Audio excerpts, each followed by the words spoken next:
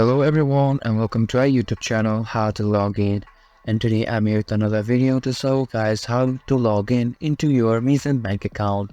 First of all, go onto your search browser, then go onto its search bar and just look for Meezan Bank login and hit enter.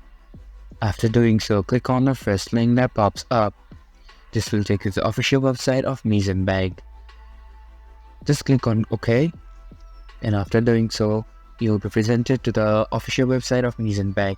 You can cross this ad, and here you can see you need to input your username and password in order to continue, and also don't forget to enter the captcha that is given here to log into your bank account.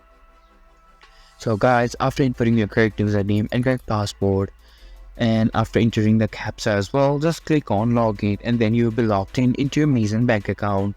But in case you forgot your username or password, you can reset both of these by using this button right here. And now that's how you log in into your Meezan internet bank account. I hope you guys find our video helpful. If you do, make sure to leave a like, subscribe to our YouTube channel and hit the bell notification. And don't forget to drop a comment for reviews and for more content like this. See you guys in our next video. Thank you for watching.